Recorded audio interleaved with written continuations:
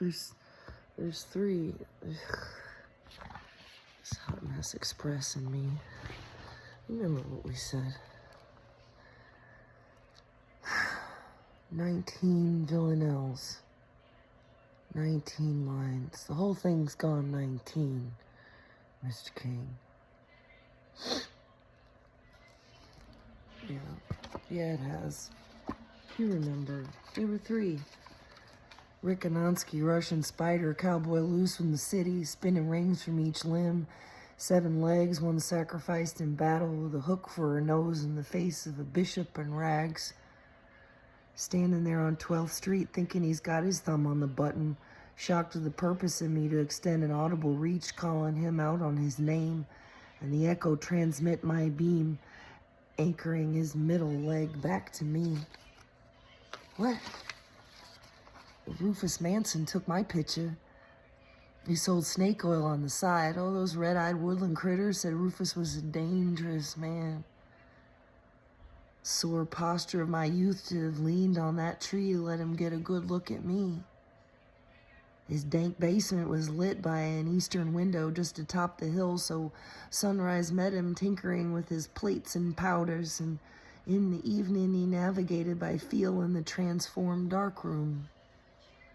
He was blessed to be broad-shouldered and hauled his gear as if it was no haul, but rather a kid on his back. He danced with it. Simon Snodgrass raised a finger, pressed it lengthwise on the paper on the table, and wiggled just below his ribcage as he exclaimed, "Due north.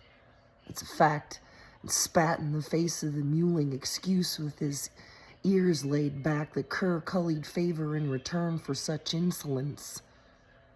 She dug her nails into the places where his wings used to anchor to his shoulder blades. He turned his eyes to her, but just for that glance, and with an exasperated sigh, he bent once more over his composition.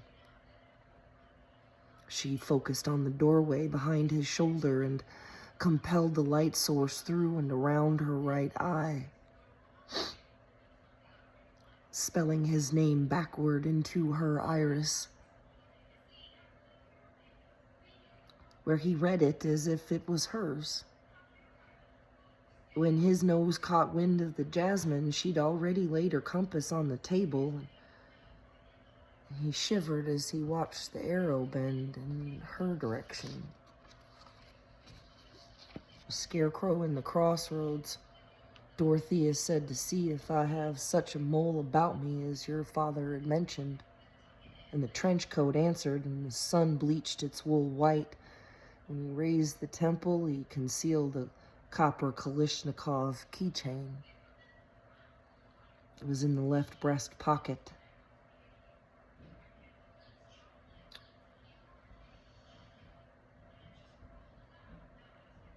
Where's Neil when you need him?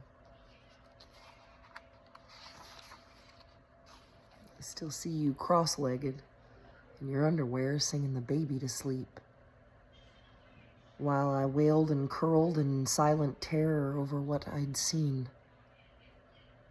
The future and the past at once all crashing in on me, the voice beside me narrating the loss of breath at sea.